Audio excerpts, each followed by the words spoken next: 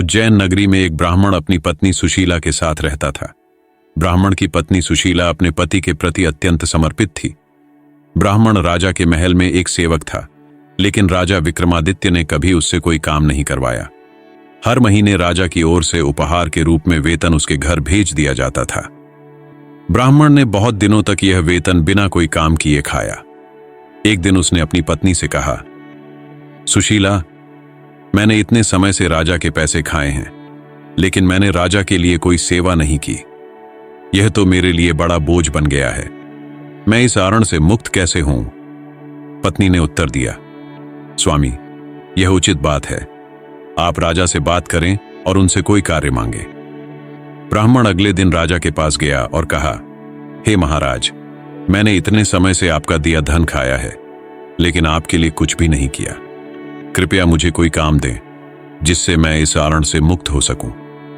राजा विक्रमादित्य मुस्कुराए और बोले, हे ब्राह्मण देव, यह मेरी प्रतिज्ञा है कि मैं किसी ब्राह्मण से काम नहीं लेता, लेकिन यदि आप इस पर जोर देते हैं तो मेरी एक विनती है।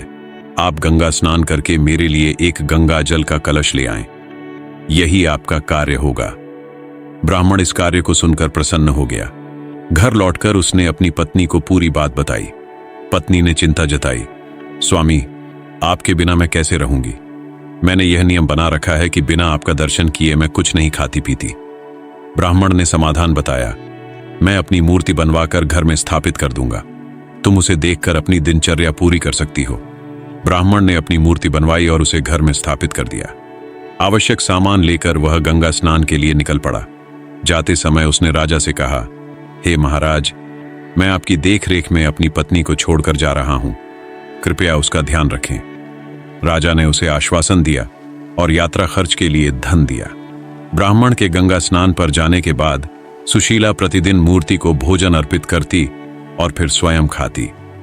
एक दिन पड़ोस में आग लग गई। आग इतनी तेजी से फैली कि वह ब्राह्मण के घर तक पहुंच गई।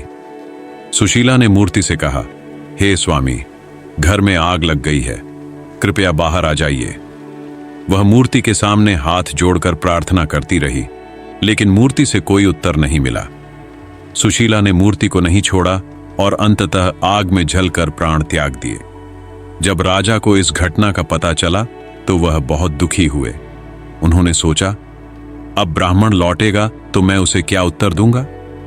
कुछ समय बाद ब्राह्मण गंगा स्नान करके लौटा। उसने जब अपनी पत्नी की मृत्यु की खबर सुनी तो वह क्रोध में राजा के पास पहुंचा। हे राजा, मैंने अपनी पत्नी को आपकी देख रेख में छोड़ा था, अब वह कहां है? राजा ने सारा वृत्तांत बताया और ब्राह्मण से क्षमा मांगी। राजा ने कहा, ब्राह्मण देव, मैं आपको किसी अन्य उपयुक्त कन्या से पुनः विवाह करा सकता हूं। ब्राह्मण ने उत्तर दिया, मुझे मेरी वही पत्नी चाहिए जिसने अपने प्राण त्याग दिए, अन्यथा मैं आपके दरबार में अपना जीवन समाप्त कर दूंगा।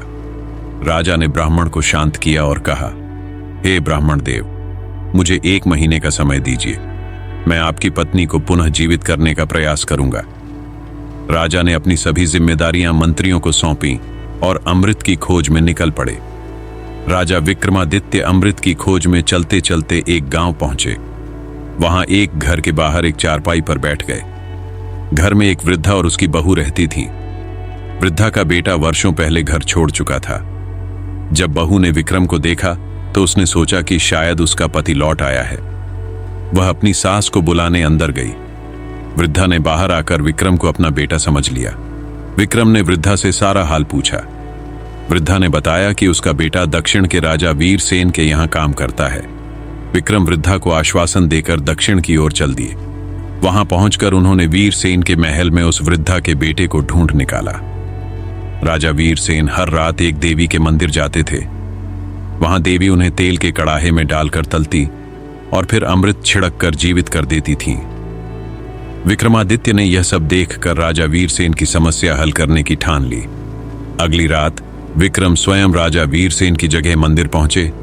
देवी ने विक्रम को तला और खा लिया, लेकिन विक्रम ने अपनी योजना के अनुसार देवी को प्रसन्न कर 3 वरदान मांगे। उन्होंने अमृत का कलश, देवी के मंदिर का त्याग और अक्षय झांझर मांगी। देवी ने यह तीनों वरदान दे दिए। अमृत लेकर विक्रमादित्य उज्जैन लौटे। उन्होंने ब्राह्मण की पत्नी की हड्डियों पर अमृत छिड़का। सुशीला जीवित हो उठी। ब्राह्मण ने विक्रमादित्य के चरणों में गिरकर धन्यवाद दिया। विक्रमादित्य केवल महान योद्धा ही नहीं, बल्कि अपने प्रजा के दुख हरने वाले सच्चे शासक थे। उनकी यह कहानी हमें सिखाती है कि जब हम दूसरों के कल्याण के लिए काम करते हैं तो भगवान स्वयं रास्ते खोल देते हैं।